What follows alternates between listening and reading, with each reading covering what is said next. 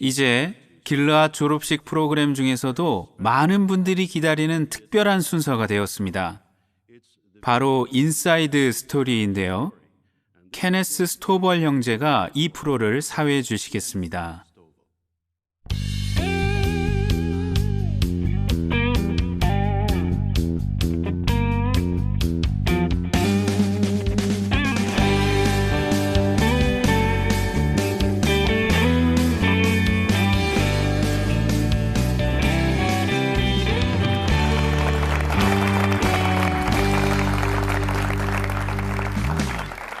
인사이드 스토리에 오신 걸 환영합니다. 남태평양에 있는 아이언바텀 해협에 대해 들어본 적이 있으신가요? 트란스카르파티아라는 곳이 어디에 있는지 아시나요? 과라니어를 말한다면 어느 나라에서 온 사람일까요? 이 모든 내용을 이번 인사이드 스토리에서 알아보겠습니다. 첫 손님은 솔로몬 제도 지부에서 봉사하는 브래드 프레이저와 힐다 프레이저입니다.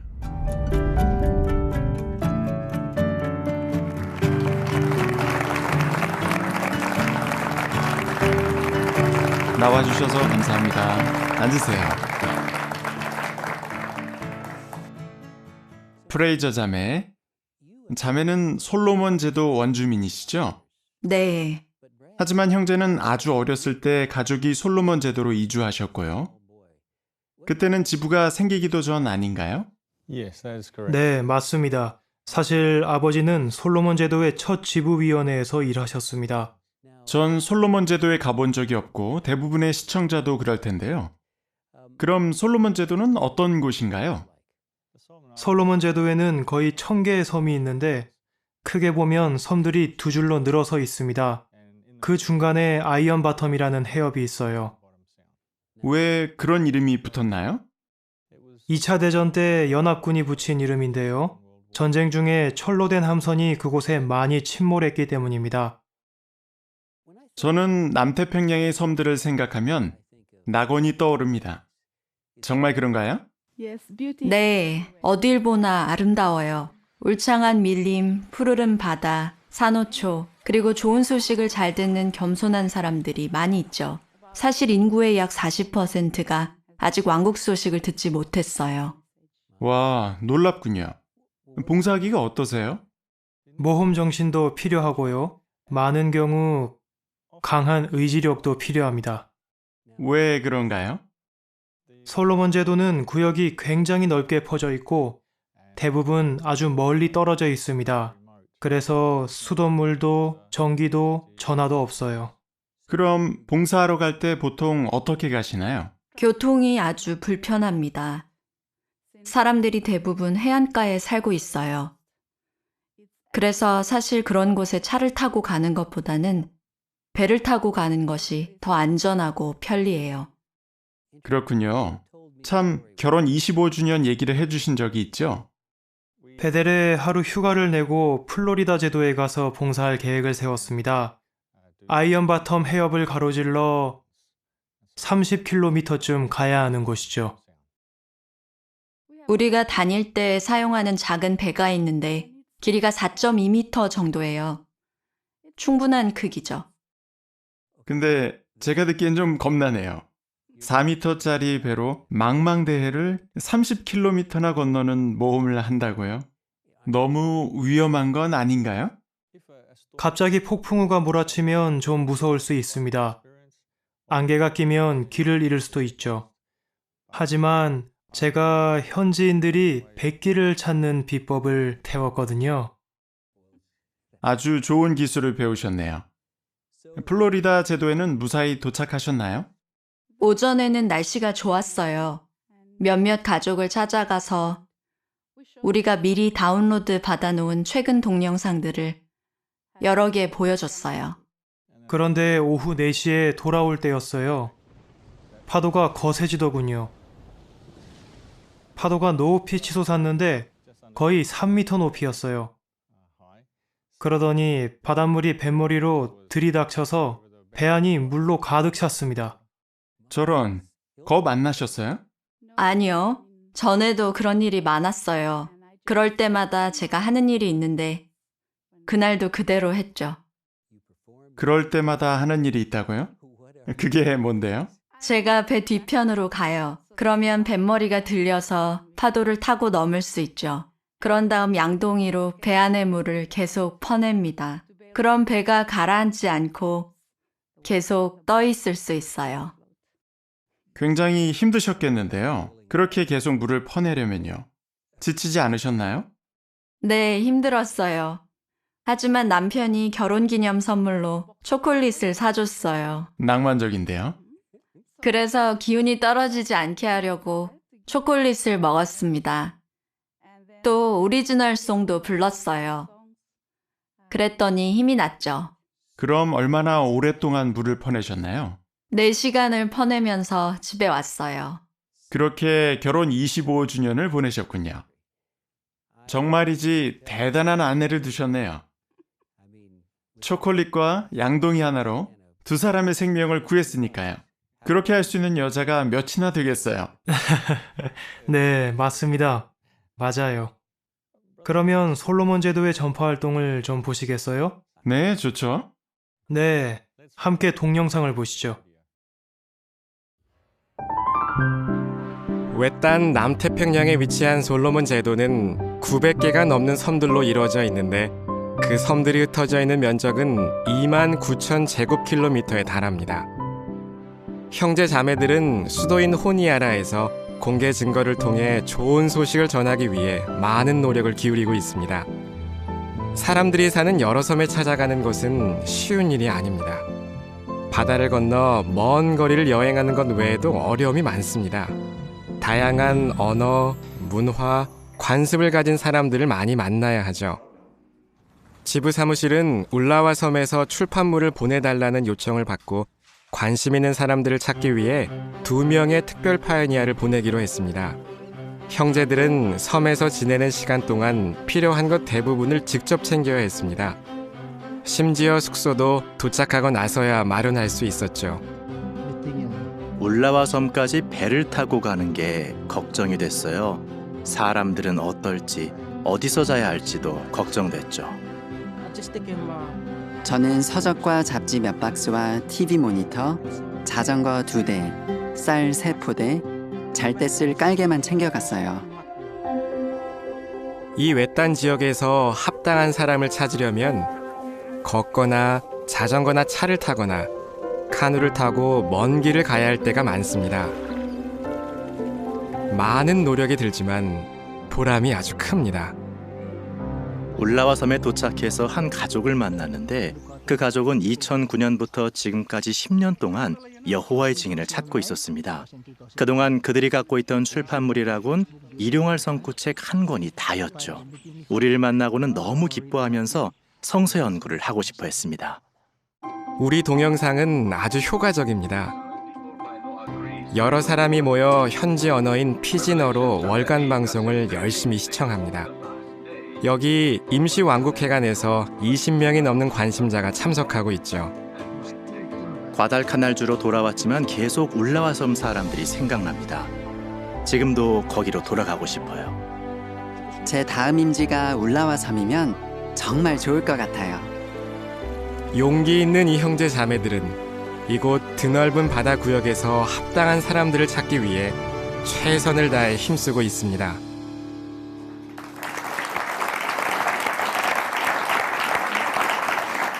아름다운 곳이네요. 그곳에 도움이 더 필요할까요? 네, 아름다운 곳이죠. 그리고 좋은 소식을 기다리는 마음이 아름답고 겸손한 사람들도 참 많아요. 그래서 모험 정신이 있고 의지가 강한 좋은 소식의 전파자들이 더 많이 필요합니다. 하지만 여호와께서 우리 기도를 들으시고 이 일을 완수할 일꾼을 보내주실 것이라고 확신합니다. 우리에게 아주 흥미로운 경험을 들려주신 두 분께 감사합니다. 그러면 이제 솔로몬 제도와는 완전히 다른 상황에 있는 곳으로 함께 가보실까요? 다음 손님인 바실 코벨 형제가 트란스 카르파티아에 대해 말씀해 주시겠습니다. 코벨 형제, 어서 오세요. 안녕하세요. 앉으세요. 코벨 형제, 트란스카르파티아는 어디에 있고 어떤 곳인가요? 우크라이나 서부에 자리 잡은 카르파티아 산맥 남쪽에 있는 아름다운 곳이죠. 차를 타고 조금만 가면 산들과 울창한 숲, 고원에 펼쳐진 초원, 작은 농장들이 있는 저지대를 볼 수 있습니다. 아름답네요. 형제는 우크라이나 지부에서 봉사하고 계신데 어떤 일을 하는지 좀 알려주시겠어요? 저는 봉사부에서 일하면서 특히 우크라이나에 있는 루마니아어와 헝가리어 순회구를 조직하는 일을 돕고 있습니다. 이 순회구들은 트란스카르파티아에 있는데 루마니아 그리고 헝가리 국경 근처에 있죠. 전파 활동이 성과가 있나요? 그럼요. 성과가 너무 좋아서 예상치 못한 독특한 문제가 생겼어요. 예상치 못한 독특한 문제라고요? 소련이 붕괴되고 난 뒤에 우크라이나에서는 1990년대 중반에 전도인 수가 폭발적으로 증가했습니다. 그래서 어떤 지역에서는 증인 비율이 아주 높은데 특히 트란스카르파티아가 그렇습니다. 이를테면 니즈냐 아프샤라는 한 도시에서는 인구의 25%가 증인입니다. 4명 중 1명꼴이죠. 또 흘리보키 포티크시는 인구 중 거의 30%가 증인인데 3명 중 1명꼴이죠. 그러니까 길을 가다가 만나는 사람 서너 명 중 한 사람은 우리 형제나 자매라는 얘기네요. 네. 트란스카르파티아의 어떤 순회구에는 회중이 19개 있는데요. 그 회중들이 전부 다 한 마을 안에 있습니다. 순회 감독자가 다니기 편하겠는데요. 그렇죠. 주위에 형제 자매가 그렇게 많은 건 축복이죠. 맞아요. 신명기 28장 2절 말씀처럼 축복이 정말 우리를 따라잡았습니다. 근데 문제는 증인들이 너무 많아서 봉사할 대상을 찾기가 어렵다는 거죠. 봉사할 구역이 없어서 문제라는 거군요. 네. 한 순회 감독자가 어떤 구역에서 봉사를 하려고 하는데 구역 카드를 보니까 거기에 이런 메모가 있었습니다. 사망. 순회 감독자는 그게 무슨 뜻인지 물어봤죠. 그랬더니 형제들 말이 그 구역에는 집이 하나뿐이고 그 집에는 한 사람밖에 살지 않는데 안타깝게도 그가 죽었다는 겁니다. 세상에. 그러니까 한 구역 카드에 집이 하나밖에 없었다는 말인가요? 네, 맞습니다. 게다가 그런 집에 한 사람밖에 없을 때도 있다니까요. 구역을 철저히 도시네요. 최선을 다하죠. 그곳 형제들은 전파 활동을 끝냈다고 생각할 수도 있겠는데요. 아니요. 새로운 열심을 갖고 그 어느 때보다 부지런히 일하고 있죠. 새로운 열심이라. 재밌는 표현이네요. 무슨 뜻이죠? 형제자매들은 여호와 하느님과 이웃에 대한 사랑 때문에 사람들에게 철저히 증거하는 새로운 방법을 찾고 있습니다. 좀 더 구체적으로 얘기해 주실 수 있나요? 네. 예를 들어 니즈냐 아프샤 레바다 회중에는 전도인이 132명 있어요. 그런데 회중구역에 살고 있는 증인이 아닌 사람은 70명밖에 되질 않습니다. 오히려 열심히 쉽겠는데요? 아니요. 2018년 3월에 25명이나 되는 전도인이 보조 파이오니아를 신청했습니다. 어디 가서 봉사하죠?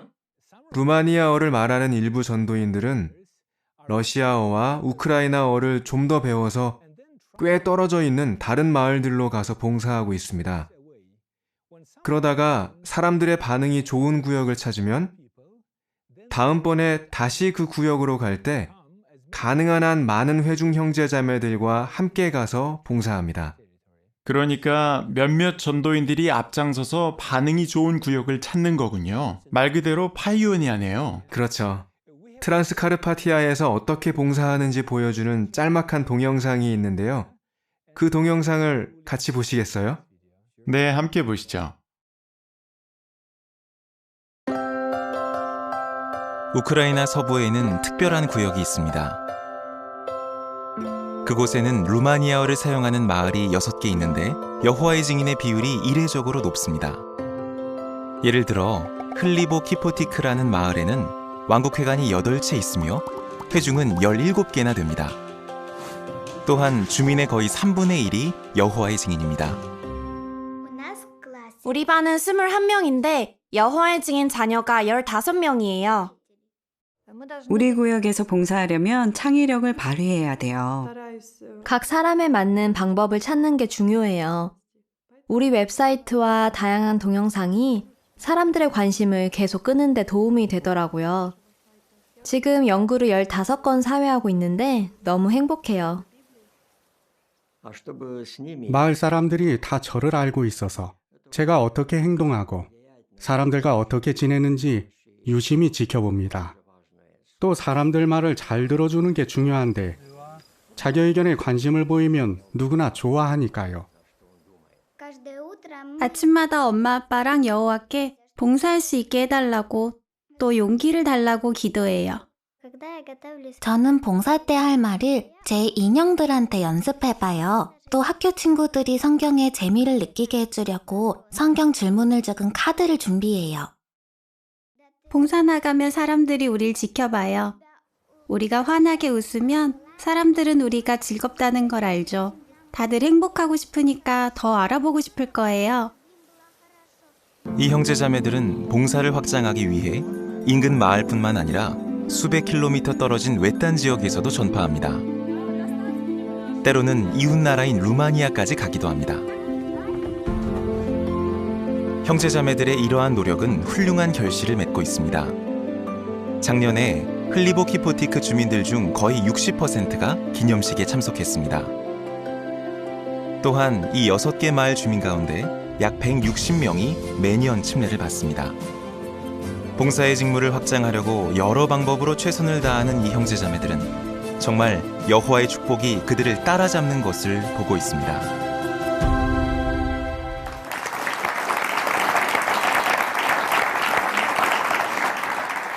정말 대단하네요. 우리 청소년들도 열심히 봉사해서 좋은 성과를 거두고 있는 모습이 참 격려적입니다. 네. 보통 트란스카르파티아에선 가족들이 가깝게 지내죠. 부모들은 여호와께 보답하는 한 가지 방법이 자녀들이 신권 목표를 갖도록 돕는 거라고 생각합니다. 파이오니아나 전파자 학교와 같은 목표 말이죠. 그렇게 하려면 도움이 더 필요한 먼 구역으로 자녀를 떠나보내야 할 수 있는데도요. 트란스카르파티아에 있는 형제자매들은 나이가 많든 적든 훌륭한 영을 나타내고 열심히 봉사하고 있어서 정말 칭찬받을 만하네요. 바실 형제, 아주 좋은 보고를 해주셔서 고맙습니다. 감사합니다. 이제 마지막 손님을 소개해드리죠. 마르코스 모렐 형제와 낸시 모렐 자매입니다. 현재 파라과이 지부에서 봉사하고 있습니다. 안녕하세요. 어서 오세요. 안녕하세요. 반갑습니다. 이것 좀 드셔보세요. 뭐죠? 차 종류인가요? 더 좋은 건데 테레레예요. 이건 파라과이의 전통 음료인데 친한 친구들끼리 마시죠. 가족끼리도요. 맛있네요. 친한 친구로 봐주셔서 고마워요. 먼저 두 분께 과라니어에 대해 묻고 싶은데요. 제가 듣기론 두 분 다 어려서부터 집에서는 스페인어가 아니라 과라니어를 쓰셨다면서요? 네, 집에서는 과라니어로 말했는데 읽거나 쓰는 법은 못 배웠어요. 학교에서 스페인어로 읽고 쓰는 법을 배웠죠. 파라과이에서는 적어도 70%의 사람들이 모국어로 과라니어를 씁니다. 사실 공용어가 스페인어와 과라니어 두 가지지만 대부분의 사람들은 과라니어를 쓰죠. 국민의 3분의 1은 스페인어를 전혀 못해요. 그렇군요. 그럼 대부분의 사람들이 과라니어를 쓰는데 공용어가 왜 두 가지나 되나요? 이전 정권이 스페인어를 파라과이의 공용어로 지정했고 그 결과 과라니어는 무시당하게 됐습니다. 여러 해 동안 공립학교에서 과라니어를 가르치는 것이 금지되어 있었죠. 학교에서 과라니어를 쓰다가 들키면 벌을 받기도 했어요. 저런, 언제 달라졌나요? 1992년이 돼서야 학교들에서 과라니어를 가르치기 시작했습니다. 그 해에 스페인어에 더해 과라니어도 공용어로 지정됐죠. 그럼 이런 상황이 우리 집회와 봉사에 어떤 영향을 주었나요? 여러 해 동안 스페인어가 유일한 공용어였기 때문에 집회와 봉사에서 스페인어만 사용됐죠. 하지만 스페인어로 배우는 진리는 과라니어만큼 겸손한 사람들의 마음에 이르지 못했습니다. 한 가지 예를 말씀해 주시겠어요? 네, 예를 들어 봉사에서 우리가 스페인어로 성구를 읽어준 다음에 흔히 과라니어로 번역을 해주어야 했습니다. 그래야 집주인이 그 뜻을 이해할 수 있었거든요. 개인 연구를 할 때는 어떤 어려움이 있었나요?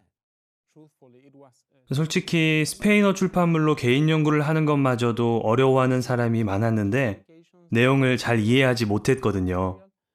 한동안 과라니어 출판물이 전혀 없었습니다. 근데 상황이 어떻게 달라졌나요? 모렐자매 설명해 주시겠어요? 네, 전 2002년에 베델에 초대받았어요. 처음에는 임시봉사자로 임명된 줄 알았죠. 근데 제가 속았어요. 속으셨군요. 그런데 베델에 온 다음에 정식 베델 봉사자로 일하라는 요청을 받았어요. 3명으로 된 작은 팀에서 전도지 몇 가지를 과라니어로 번역하게 됐죠. 파라과이 최초의 과라니어 번역팀에 제가 참여할 수 있어서 정말 감사했어요. 그러셨군요. 그런데 처음에는 전도지 몇 가지만 번역하도록 허락받으셨는데 그 후로 진전이 있었나요? 우리 팀은 정말로 과라니어 출판물을 더 많이 번역하고 싶었어요. 꼭 필요하다는 걸 느꼈거든요. 그러던 중에 래시 형제가 본부 대표자로 오신다는 걸 알게 됐죠. 어떻게 하셨나요? 길라 출신 선교인인 고든 한센 형제가 우리 감독자신데 래시 형제에게 우르르 몰려가서 우리 생각을 말하는 건 지혜로운 게 아니라고 하셨어요. 그보다는 기도하면서 문제를 여호와의 손에 맡기라고 하셨죠. 지혜로운 조언 같네요. 그래서 어떻게 됐나요? 기도를 했죠. 그런데 놀랍게도 래시 형제가 지부에 도착하신 다음 업무를 시작하실 때 우리 작은 부서에 먼저 오셨어요. 일이 어떻게 되어가는지 보시려고요. 래시 형제에게 열심히 기도했다고 말씀드렸나요? 네. 그래서 어떻게 됐나요? 2003년에 과라니어로 더 많은 출판물을 번역하도록 승인받았어요. 바로 다음 해에 지부는 처음으로 과라니어 회중을 만들었죠. 와. 지금은 과라니어 순회구가 7개 있는데 거기에 약 120개 회중과 여러 집단이 있어요. 우리는 매번 여호와의 손길을 느꼈어요. 여호와께서 원하시는 일은 그 무엇도 막을 수 없죠. 네, 사실입니다. 이제 형제들이 모국어, 그러니까 마음에 와닿는 과라니어를 사용하게 되었는데요. 반응이 어땠나요? 네, 그 질문 하실 줄 알았어요. 준비한 동영상을 보실까요? 네. 대부분의 파라과이 사람들이 어렸을 때부터 사용하는 언어는 과라니어입니다. 과거에는 학교에서 스페인어로만 읽고 쓰는 법을 가르쳤습니다. 하지만 성경 진리가 마음에 이르려면 그들의 모국어인 과라니어로 그 소식을 들을 필요가 있었습니다. 스페인어로 된 출판물은 이해하기가 너무 힘들었어요. 파수대를 읽고 또 읽어도 이해가 안 돼서 정말 속상했습니다. 어떤 땐 아무리 읽어도 이해가 안 돼서 그냥 포기해버렸죠. 여호와께 말씀드렸어요. 과라니어로 된 출판물이 있다면 정말 좋겠다고요. 여호와께서는 그들의 기도에 응답하셨는데 과라니어로 출판물이 번역되기 시작한 것입니다. 과라니어로 읽고 쓰는 법을 익히려고 매일매일 연습했습니다. 많은 성인들은 과라니어를 말하며 자랐지만 이제는 그 언어를 읽는 법을 배워야 했습니다. 이런 어려움에 더해 또 다른 어려움도 있었습니다. 어떤 사람들은 과라니어가 못 배운 사람들이 하는 말이니까 그 말을 쓰지 말라고 했어요. 하지만 여호와를 본받고 싶었어요. 왜냐면 그분에게는 모든 언어가 똑같으니까요. 그래서 전 늘 여호와께 기도하면서 도움을 구합니다. 과라니어 번역 작업 덕분에 많은 사람이 처음으로 진리를 제대로 이해하게 되었습니다. 과라니어 출판물을 받고 얼마나 기뻤는지 모릅니다. 너무나 감사했어요. 덕분에 전 아내와 가족과 모든 형제들에게 더 친절한 사람이 됐습니다.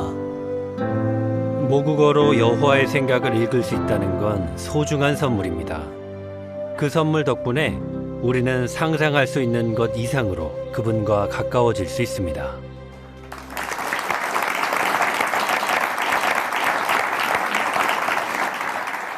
정말 감동적이네요. 그런데 출판물이 과라니어로 번역되면서 어떤 유익이 있었는지 실제로 보신 적이 있으신가요?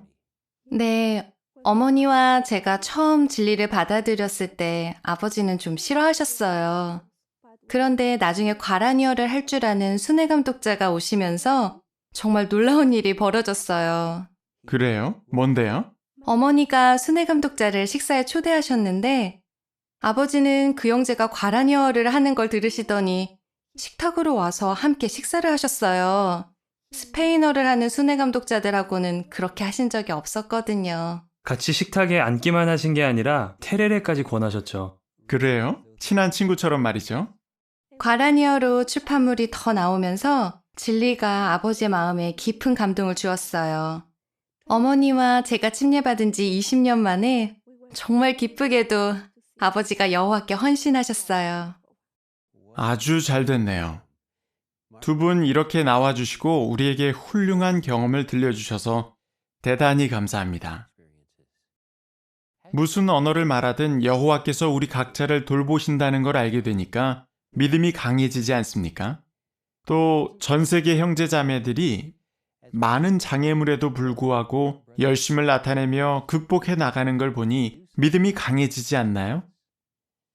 여러분이 어떤 어려움을 겪든 여호와께서 축복하시기 바랍니다. 다음 인사이드 스토리에서 뵙겠습니다.